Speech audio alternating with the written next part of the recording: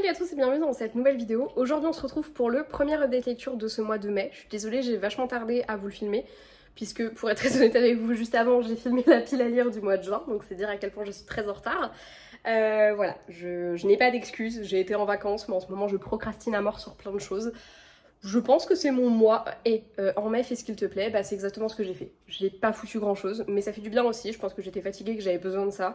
Par contre j'ai vachement lu, donc c'est parti pour la débandade de update lecture. Il y en a beaucoup, et je vais essayer de tout vous filmer aujourd'hui pour tout vous monter et de pouvoir tout vous poster tranquillou bilou. Voilà.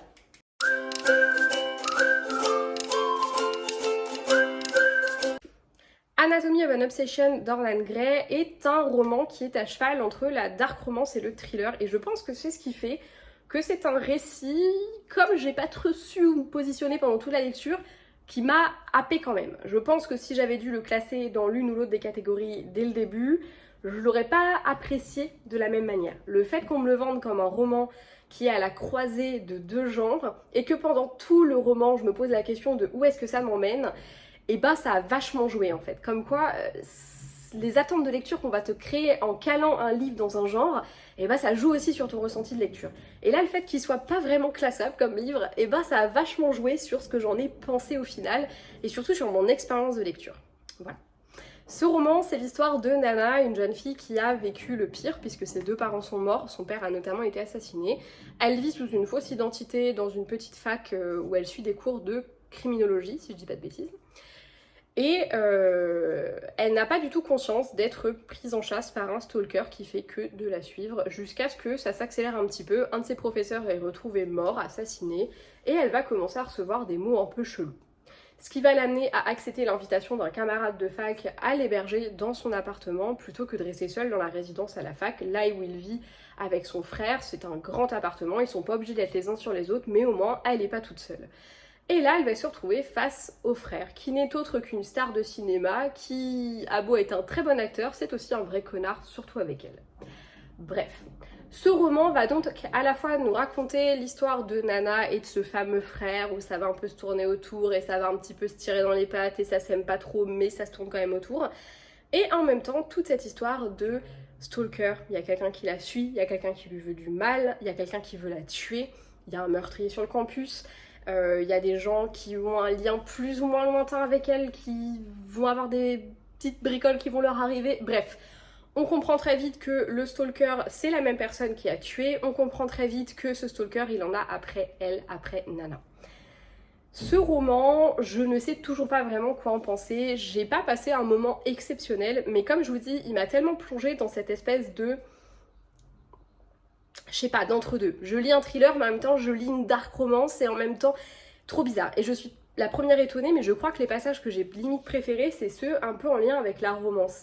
J'ai presque aimé cette façon dont il la traitait, ce mec, alors que je déteste ça normalement, mais là, je sais pas, je trouvais que le fait d'être à cheval entre les deux, bah, c'est des choses qui collaient bien, en fait. Et c'était plutôt pas trop mal. Après, la partie thriller m'a un chouïa déçue, dans le sens où je peux pas prétendre qu'il se passe des trucs de dingo, je peux pas prétendre que j'ai été bluffée par les révélations qu'on a au fur et à mesure. On nous a aussi vendu un épilogue où, en effet, tu remets en question beaucoup de choses.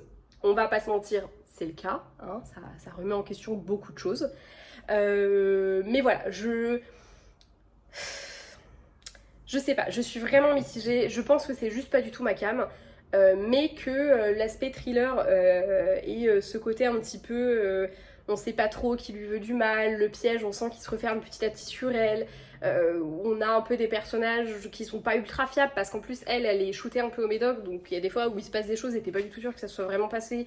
Enfin, j'ai vraiment aimé ce côté-là, mais j'étais tellement dans l'attente de qu'est-ce qui se passe à la fin que parfois j'essayais de choper des indices où il n'y en avait pas.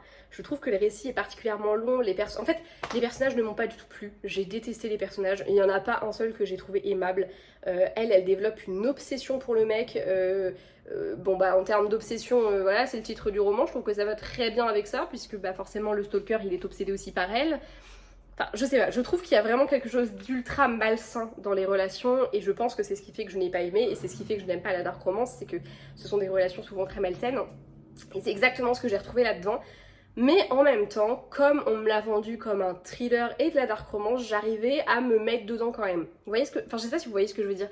C'est assez particulier. C'est que la façon dont on m'a vendu le livre a fait que j'ai réussi à être prise dedans, mais en même temps, quand, enfin voilà, quand j'ai refermé le livre, je me suis pas dit waouh, truc de dingo. J'ai adoré parce que c'est pas le cas.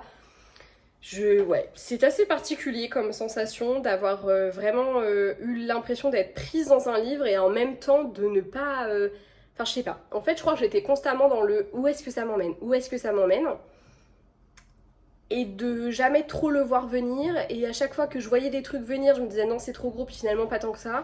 Enfin, je sais pas. J'ai pas été surprise, j'ai pas vibré de ouf, j'ai pas aimé les personnages, mais j'ai pas passé un mauvais moment non plus parce qu'on me l'a vendu de la bonne manière pour que ça marche sur mon cerveau et que je sois dedans. Voilà, j'ai pas grand chose de plus à en dire, c'est déjà parce que ça commence à remonter, je l'ai vraiment lu tout début mai, je crois que je l'ai terminé le 2 mai, on est le 22, enfin 23 même, donc voilà, j'ai lu pas mal d'autres choses depuis et vraiment je suis très très partagée sur cette lecture parce que j'ai pas détesté, mais j'ai pas adoré non plus, et en fait quand j'y réfléchis je note beaucoup de choses qui m'ont déplu, mais dans l'ensemble, voilà, vraiment, avis le plus bizarre du monde parce que je sais pas du tout quoi vous dire en fait. Voilà. Bref, lisez-le pour vous faire votre propre avis et n'hésitez pas à venir me voir si vous l'avez lu et me dire ce que vous en avez pensé. Ça m'intrigue vraiment d'avoir des retours d'autres gens. Voilà, je suis très très partagée et j'ai besoin de discuter de cette lecture.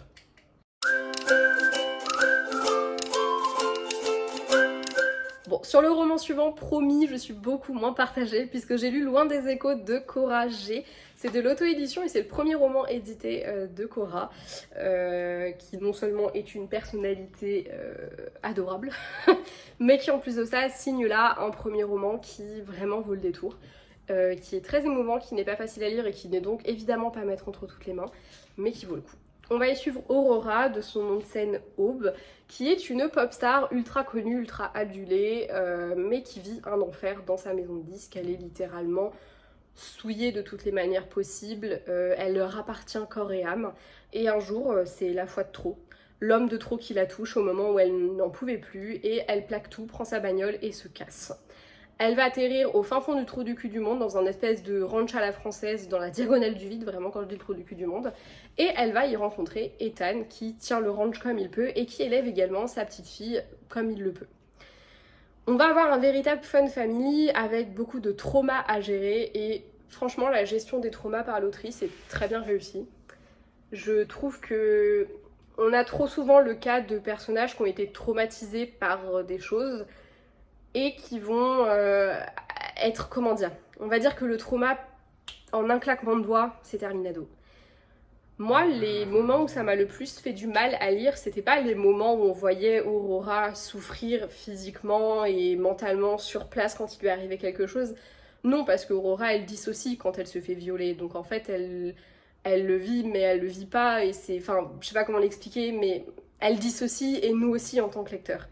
Là où c'est le plus dur, c'est dans des petits gestes que tu vas voir après au fur et à mesure du roman, dans une femme qui se retrouve entourée d'hommes et qui cherche l'issue de secours la plus proche, dans sa façon de se tétaniser quand on va l'effleurer. C'est là-dedans que j'ai trouvé ça dur à lire et que j'ai trouvé ça ultra crédible. Parce qu'elle ne guérit pas comme ça, parce que le traumatisme, il est là et il restera là. Et voilà, et comme disait une grande dame, on n'oublie jamais rien, on vit avec. Voilà, et je trouve que c'est le roman parfait pour symboliser ça et pour symboliser comment, oui, tu peux reconstruire ta vie, tu peux essayer de te reconstruire, mais le trauma, il sera toujours là et il faut juste apprendre à faire avec. Et il faut aussi que le putain de green flag que tu rencontres t'aide à vivre avec, et je trouve que c'est une romance qui fonctionne hyper bien pour ça.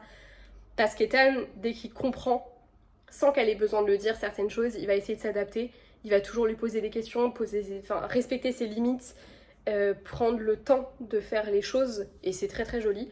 J'ai aussi beaucoup aimé la relation d'Aurora avec la petite fille. Je suis désolée, j'ai oublié le nom de la petite fille, je suis un calvaire, je sais. Mais j'ai vraiment trouvé leur relation tellement belle. On a vraiment affaire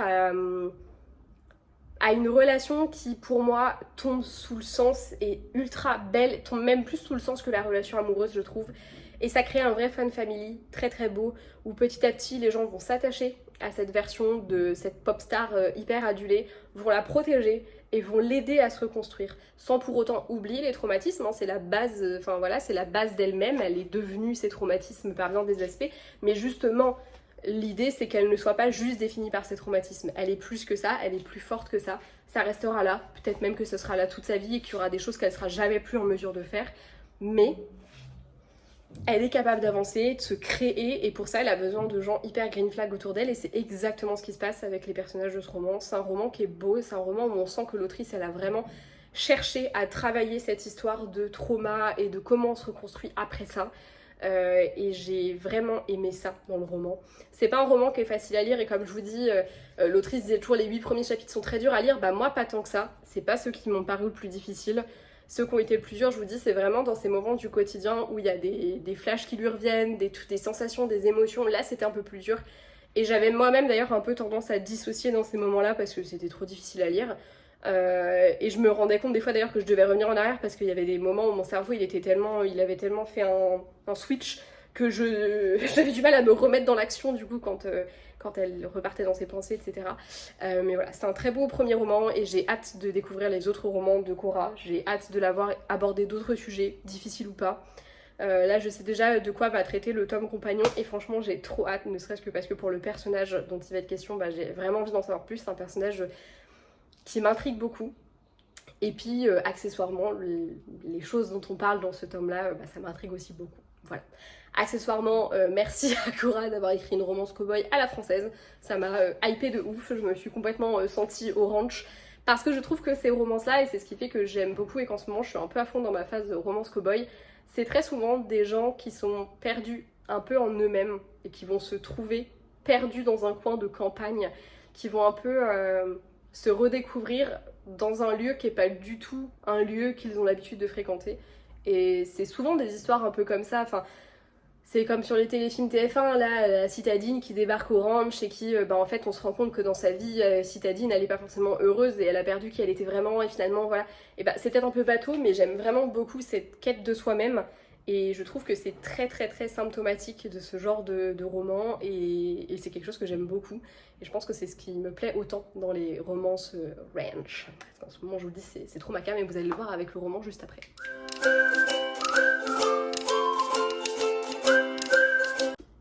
Willow River d'Alicia Garnier est publié chez Nox.